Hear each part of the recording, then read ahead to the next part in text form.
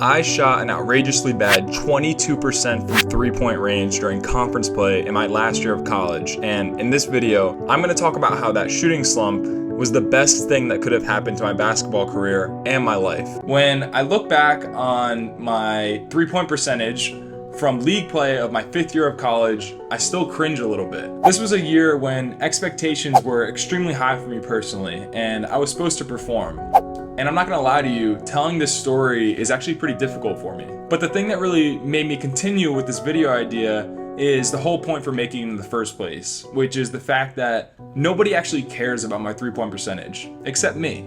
Outside of getting injured, there are a few things I would say that basketball players fear more than falling into a dreaded shooting slump. And I know that getting dunked on or getting crossed up where you fall and the crowd laughs can be embarrassing, but it's also fleeting.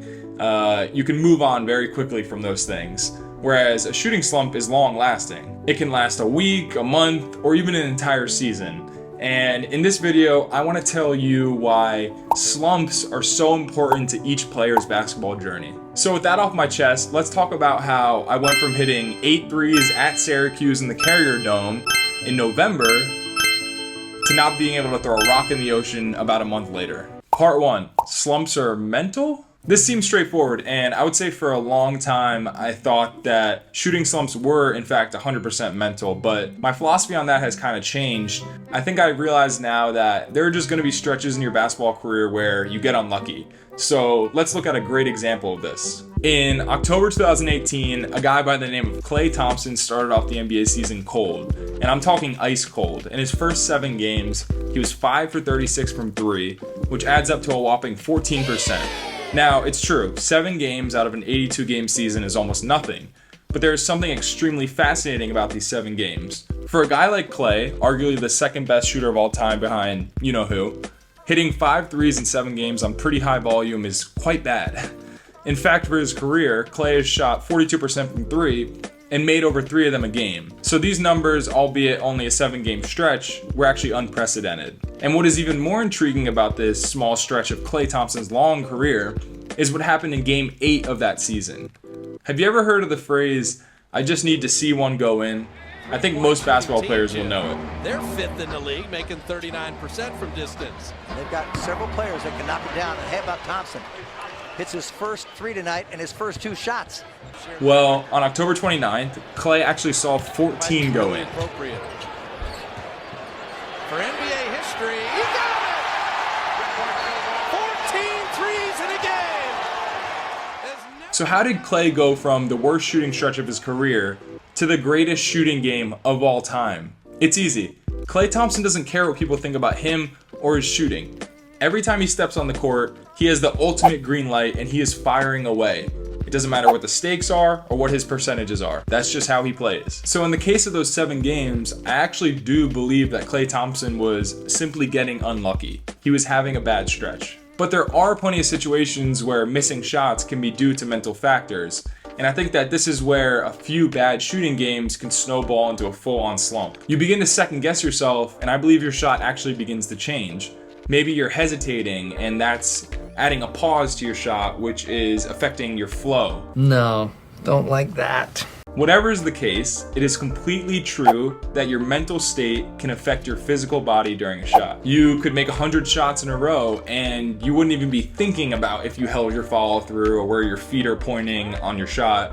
But at the same time, if you miss 5 in a row, all of a sudden you're worried about all the technicalities in your form, and that actually makes your shot worse. One of my best friends, Simon, is always asking me to help him with his form. And so I try to give him some pointers, and when I do that, he usually misses a lot and starts to get frustrated.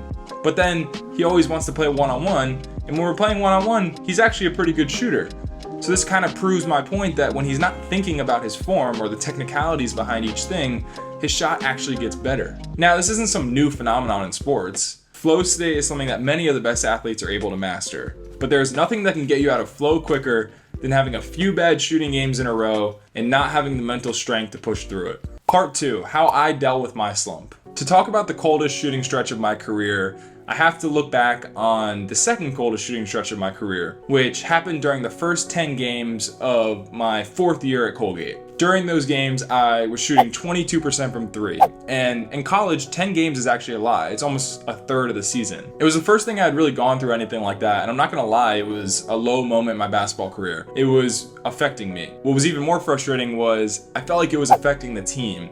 We were 4-6 in those first 10 games, and I truly felt like if I had been making more shots, we might have won a couple of the close games. Now, I was really lucky. I had coaches who really trusted me, and their message stayed the same: just keep shooting.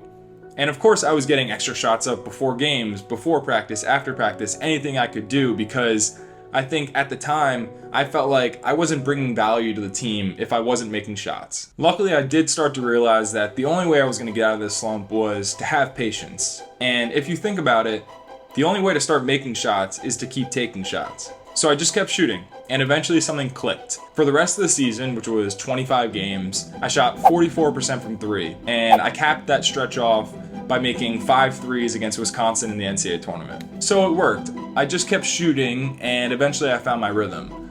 But I think back, like, what if I hadn't found my rhythm? Would I have been mature enough to realize that I still brought value to the team? I'm really not sure. What I do know is that at that time, I assumed that a shooting slump like that would never come again in my college career, and at first I was right. I started off my 5th year of college hot. In the first 13 games of that season, I was shooting about 42%. So that meant dating back to those 25 games of my 4th year and the 13 of my 5th year, I was shooting about 43% over the span of 38 games. Now that's a pretty big sample size, so I was really proud of that. So what came next? What happened when we got into Patriot League play around the 14th game mark? Well, you could say my 5th year sort of unraveled like Jack Nicholson in The Shining. At first, he seems like a decent guy. He's a family man. Things are good, he's writing a book, and he decides to become a caretaker of a beautiful hotel in the winter. Then, very quickly, Jack's mind begins to deteriorate and, well, I hope you know the rest. Not so good. In non-conference play, I was happy, family man Jack. Everything was great. And then league play started and Johnny began to appear. Okay, let's get back on track. What we have to remember is that there's so much to the game of basketball outside of shooting threes. Of course, there are specialists who make their money from the three-point line, but even they can still be effective by having a high IQ, or being a good teammate, or being a really good defender. And luckily for me, I'm not a three-point specialist. It's definitely integral to what I bring to the table, but I would consider myself more of a well-rounded player. However, at the time, when I couldn't hit a shot, it did feel like my three ball was all that mattered. So let's take a look at the numbers. In league play, I shot an abysmal 20 for 88 from 3, for a whopping 23%. But then I remembered that I had been here before. I thought back to the prior year and my slump and how I handled that situation. And in this case, instead of going to a dark place mentally and really beating up on myself, I decided to use this new slump as a place to gain perspective. So when my shooting struggles began, I made a decision then and there that I would stay positive and I'd stay confident. So out of that mess of terrible numbers and percentages, what number sticks out to me? What is most important to me? It's actually not the 23%. It's the 88 attempts I took in 20 games. For some people, it might seem like a negative that I was still taking 4 threes a game with those low percentages. And yeah, those people are probably right. But when I look back now, I'm more impressed that I was able to stay confident. My ability to just keep shooting even when things were so low. This 5th year slump should have been embarrassing to me, especially the way teams were guarding me, where they would go under every ball screen and handoff that I was a part of. This was something I had never seen in my career. But in retrospect, I actually look at it a little bit differently. Because I was so good in the pick and roll, I was able to actually lead the Patriot League in assists. So even though other teams thought that they could make me more ineffective, I was able to continue to bring value to the team. The point I'm trying to make here is that it's all about the response to adversity that matters. Like, sure, of course I lost some confidence in my shot during that stretch, but I didn't let it affect any other aspects of my game. Looking back now, I realize it actually made me have to be a more creative basketball player. I'm able to frame it in the way that tells me that that period, that slump, was actually important in my basketball development. If my response to my shooting struggles was different, if I had said to myself, why is this happening to me? I work so hard, why can't I make a shot? I feel like it might have actually shattered my effectiveness on the court. Was I frustrated? Of course. Embarrassed? Yeah, a little bit. But I kept moving forward. And I think that's because I had already gone through something like that before that told me eventually it will work itself out. Part 3, how my slump taught me about perspective. I'm definitely a sucker for using my passion for basketball to talk about life. You know, I think I sometimes almost use the sport sort of like a Trojan horse to talk about bigger ideas. In this case, I think that persevering through a shooting slump can be a great analogy for how to tackle some of the biggest challenges in everyday life. To put it simply, everybody's gonna have bad days, bad weeks, and even bad months. You know, you might lose your job, get broken up with, and your dog might run away, all in the span of a week. What is important to remember though is that it gets better. And I don't mean that you'll be able to win your partner back or your dog will magically reappear in your life, but at some point, those negative things that are bringing you despair will begin to subside. I actually never got out of my shooting slump from this past year. In the NCAA tournament, I went 1 for 4 from 3, and we lost the game. You could say I left college basketball on a whimper. And yet looking back on it, now that I'm able to more fully contextualize my college career, I see how important that slump was, not just to me as a basketball player, but to me as a person. My perspective has shifted.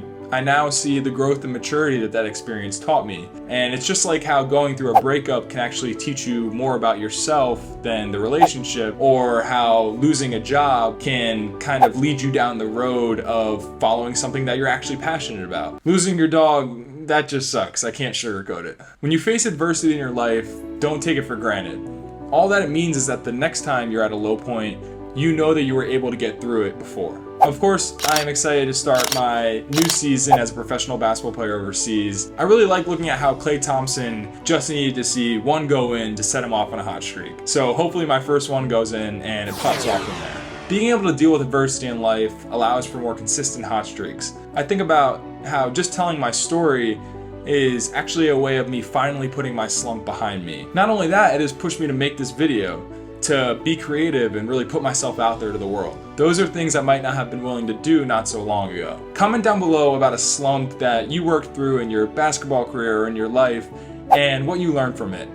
Thank you for listening to my story. I hope to hear more about yours.